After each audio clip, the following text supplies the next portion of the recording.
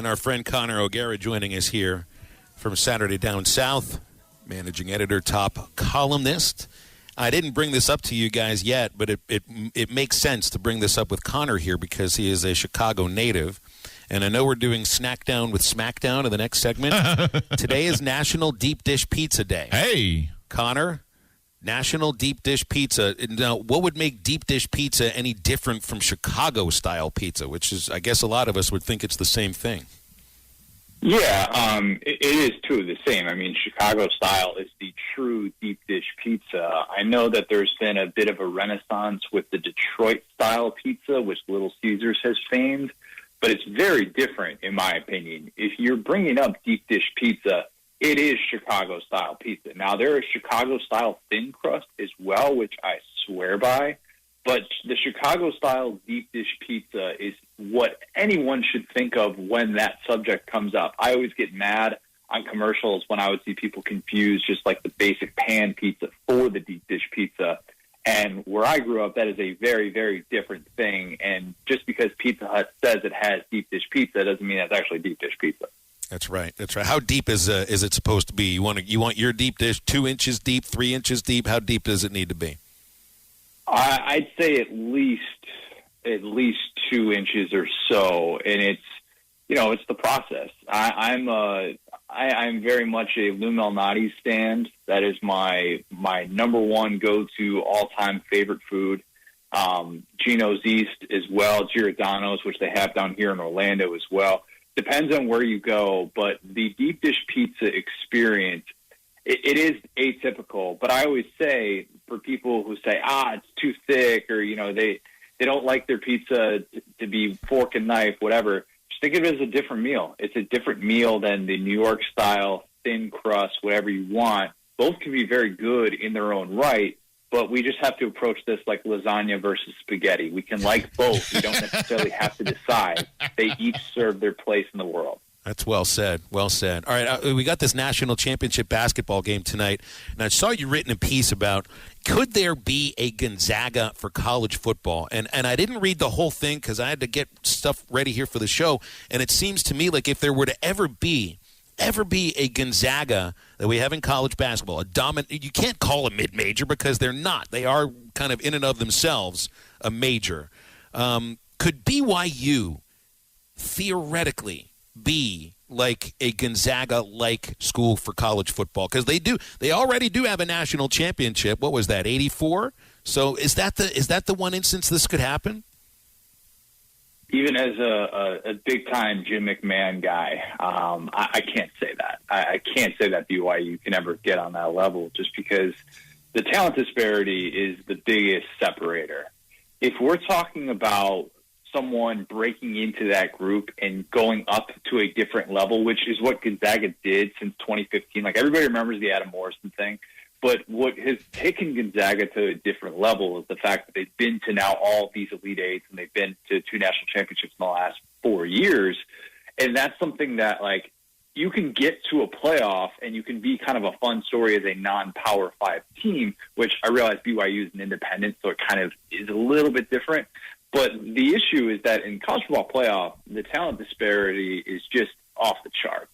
And you have teams at the top that are recruiting from a different talent pool. The fact that we have seen only 2 participants in the non-playoff era rank worse than number 6 in the 247 Sports Talent Composite ranking tells you all you need to know about just how significant it is. Like, we can say, stars don't matter all the time, but unless BYU starts cranking out top 10 recruiting classes, which, with all due respect to the great city of Provo, Utah, I can't see that happening, we're not going to be having this conversation. It just doesn't happen in college football. You can even expand the playoff field to 8, and I still don't think that would happen. Though, obviously, you would need a program like that doesn't necessarily have some of those same group of 5 restrictions wherein, the financial separators are massive between the group of 5 and the Power 5 based on TV revenue contracts and all of that stuff. So getting a coach to stay, like a Mark Few for 2 decades, that's obviously not an easy thing to do if you're not paying that top dollar. There are just so many things working against that happening that, to be honest, I don't think that we can make a true comparison to what Gonzaga has become. Connor O'Gara from Saturday Down South joining us here on Halftime. Connor, late last week we were talking about this audio clip that was shared around on social media, and I read your post on Saturday Down South talking about this. Mike Gundy made some airwaves talking about the potential of maybe trying to schedule some scrimmages with nearby college football teams, and he name-dropped Arkansas several times, Missouri, Texas A&M, different teams like that. Would you be on board with that? Because me and Phil kind of disagree just a little bit. That, I mean, obviously the spring games are meaningless in itself, but to give this some sort of to really see where this where with an Arkansas scope, to really see where Arkansas is in year 2 under Sam Pittman, I feel like it would be much better to go play Oklahoma State and just kind of to see where you are. What says you about what Mike Gundy had to say? I actually liked it, and I don't find myself often agreeing with what Mike Gundy has to say, but it would take a lot of logistics and figuring out to be able to get to that place where there was kind of this common understanding of 2 coaches and 2 programs who understood what was at stake. Because, of course, I saw that tweeted out the clip, and then I can't remember who said it. It was a national writer said, "I can't wait for someone to get fired over a bad spring game performance," which, given the nature of college football, I wouldn't rule that out. But I like the idea. I came up with a bunch of different rules for what I think would have to go into that so that you wouldn't have these coaches treating this like an all-important game that's going to be some national showcase game. And it would essentially be 4 10-minute quarters, no kickoffs, quarterbacks 2-hand touch, 30 snaps maximum for all players. Fourth quarter, it turns into 7-on-7, and then there's a restricted list of 5 players per team that each opposing coach comes up with. So Sam Pittman would be able to look at the Oklahoma State roster and say, we're not going to have these 5 guys play. Like last year would have been like, hey, we don't, Chuba Hubbard, he's going to sit out the spring game. Coaches aren't necessarily going to be opposed to that. And in a way, it kind of takes some of that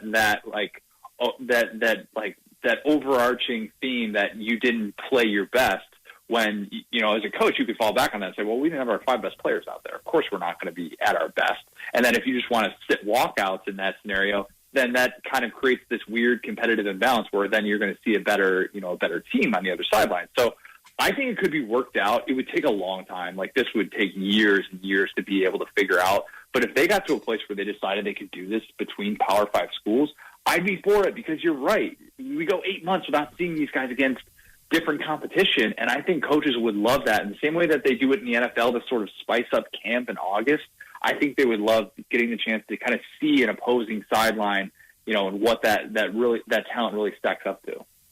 Want to transition over to basketball for a second before we get your prediction for tonight's national championship game. What a heck of a game Gonzaga and UCLA put on Saturday night with the game-winning shot by Jalen Suggs. I mean, just absolutely incredible. And Connor, I mean, we don't have to turn this into what was the greatest moment of all time, but that'll easily go down as one of the greatest NCAA tournament moments of all time. I mean, and for how incredible of a game it was, back and forth. Just an incredible game with an even more incredible ending. Yeah, I thought it was. I mean, and maybe it's a bit of a heat of the moment thing, but I tweeted immediately that's the best NCAA tournament game I've ever seen. I mean, and I remember the Chris Jenkins shot very, very well, and I remember being in a Buffalo Wild Wings with my wife, watching the end of that game without a rooting interest and being on the edge of our seat. And I had that same sort of feeling, although the fact that it came in overtime, and given what's at stake, and given the fact that Gonzaga is trying to become the first undefeated team since Indiana 75-76, I think that you have to factor in all of those things. I mean, UCLA was like the biggest Final Four underdog in 25 years. I mean, everything that went into that game and the way that it was playing out, it felt like we were watching a movie, and including the very end, with the shot. I thought it was incredible. That was as good of a sports experience as you could have asked for. And Jalen Suggs, former Georgia quarterback targets, former Alabama quarterback targets. Man, what might have been had he decided to go that route instead. But I guarantee you Mark Few and company are sure happy that he decided to do the basketball thing. It was working out. And that was just – I'm grateful that he decided to do the basketball thing, because that was incredible on Saturday night. Well, what's it going to be? Who you got? Baylor, Gonzaga? I think it's the matchup that all the college basketball fans thought we were going to get. We should have already have had this matchup earlier in the season, but now we're getting it now for the Natty. Well, who's it going to be, Connor? Baylor or Gonzaga? So take this as gospel because I won my tournament pool, my 13 or 14 person tournament pool for the first time since my freshman year of college 13 years ago. So this is pretty much money in the bank. And, oh, by the way, I had 3 of the Final Four teams. I had the Baylor Gonzaga National Championship. Not as impressive, whatever, but I also had Houston in there. Not to brag or anything. If I wanted to share about my bracket, those were the things that I would make sure that everybody knows. But I'm going to go with my original prediction of Baylor.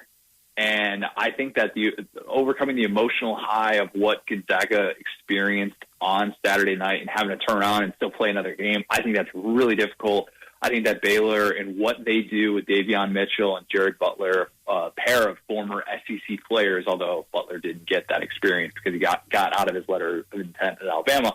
But I think what those guys do at the guard position is going to give Gonzaga a lot of problems. I think Baylor's just been so unbelievably good, as Arkansas fans know, throughout this entire tournament. And I've watched them really closely because I had them winning the national championship.